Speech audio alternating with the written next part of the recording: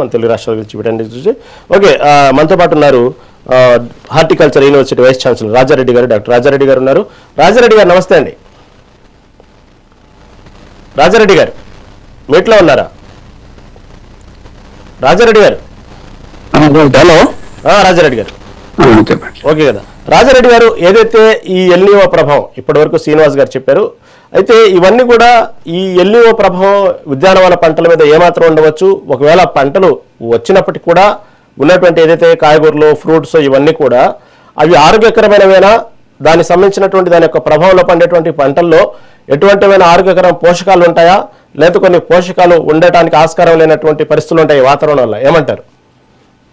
So యాక్చువల్గా ఇది El Niño వచ్చినప్పటికీ దీని మూలంగా మనకు తక్కువ వర్షపాతం పడుతుంది అన్నటువంటిది మన ఇండియా మెట్రాలజికల్ డిపార్ట్మెంట్ వాళ్ళు ఇప్పుడు శ్రీనివాస్ గారు చెప్తా ఉన్నారు. సో దీని ప్రభావం అనేది మొత్తానికి వ్యవసాయం మీద, అన్ని పంటల మీద కూడా ప్రభావం ఉంటుంది. సో అందులో ఉద్యాన పంటల పైన కూడా ఇప్పుడు ఈ రోజు వరకు చూసినట్టయితే ఈ కూరగాయ పంటలు సగటు శాతమే, అంటే 50% డెఫిసిట్ లో మనము విత్తుకోవడం జరిగింది. సో మామూలుగా మనకు ఇప్పటి వరకు ఆల్మోస్ట్ 100% మనము విత్తుకోవాల్సినటువంటి కూరగాయ పంటలు 50% వరకే మనం విత్తుకోవడం జరిగింది.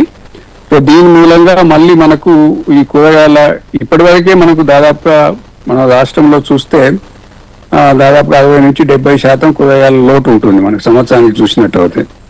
మన రాష్ట్రంలో దాదాపు 3 నుంచి 4 లక్షల ఎకరాల లోటు ఉంది ఇప్పటికీ. అంటే మనం 4 నుంచి 5 లక్షల ఎకరాల కూరగాయ పంట పండించాల్సింది 1,05,6 ఎకరాల్లోనే మనం ఇప్పుడు 5,6,000 ఎకరాల్లోనే మనం పండిస్తా ఉన్నాం.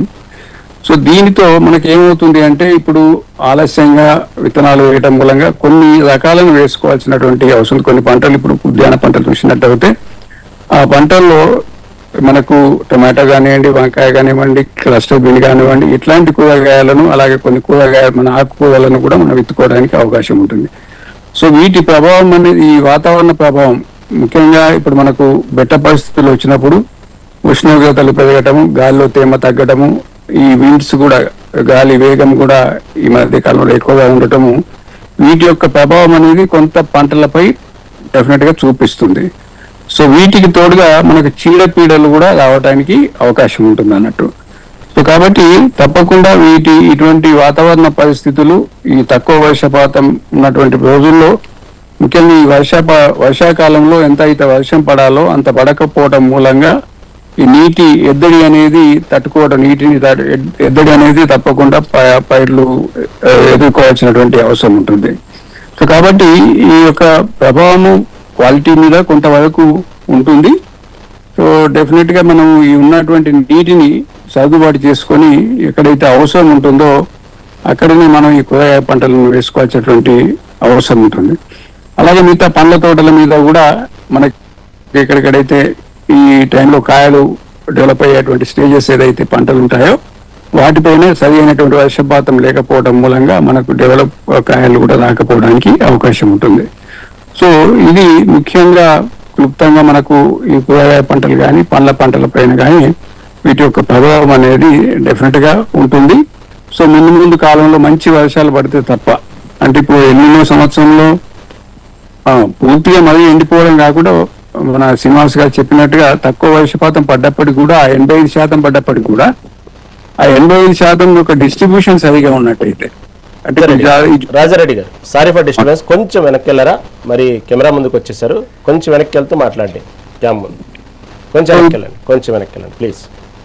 ఇప్పుడు ఓకే, ఎగ్జాక్ట్ అలా ఫిక్స్ అవ్వండి ప్లీజ్. మనకు ఈ 85% ఏదైతే మనం 85%, 90% అని చెప్తా ఉన్నారు, ఈ యొక్క వర్షాధార పంటలైనటువంటి కూరగాయలు ఏదైతే ఉన్నాయో సో వాటికి ఒకవేళ సరైన డిస్ట్రిబ్యూషన్ కనుక ఉన్నట్టయితే, ఇప్పటి వరకు సరిగా లేదు. జూన్ చివరి వరకు, ఈ రోజు జూలై 4వ తేదీ వరకు కూడా చూసినట్టయితే మనం వివిధ జిల్లాలు చూసినట్టయితే 7 జిల్లాల్లో తక్కువ వర్షపాతం ఉంది. మిగతా జిల్లాలో సాధారణం నుంచి అధిక వర్షపాతం ఉన్నప్పటికీ కూడా అది మనకు మొదలు జూన్ 7-8 ప్రాంతంలో మన రాష్ట్రంలో ఋతుపవనాలు ప్రవేశించాయి. అది దాదాపుగా అరౌండ్ 20వ తేదీ జూన్ వరకు మొత్తం రాష్ట్రం అంతా విస్తరించి అడపదడప ఒకేసారి మంచి వర్షాలు పడకుండా మనకు అప్పుడప్పుడు పడటం మూలంగా కొంత ఎక్కువ అక్కడక్కడ ఎక్కువ పడటం మూలంగా మనకు సాధారణ వర్షపాతానికి మన రాష్ట్రంలో చేరింది. సో కాబట్టి ఈ పంటల యొక్క పరిస్థితి ముందు ముందు చూసినట్టు ఇప్పుడే మనకు 50% 50% తక్కువ విస్తీర్ణంలో మన విత్తడం జరిగింది. సో ముందు ముందు మనం ఇంకా ఈ కాలాన్ని, ఈ వర్షాకాలాన్ని మనం ఎప్పటికప్పుడు మానిటర్ చేస్తూ ఈ పంటలపై ఏ చర్యలు తీసుకోవాలంటే మేము ఆల్రెడీ ఒక మా విశ్వవిద్యాలయం నుంచి ఒక కంటిన్యూసీ క్రాప్ ప్లానింగ్ తయారు చేశాము.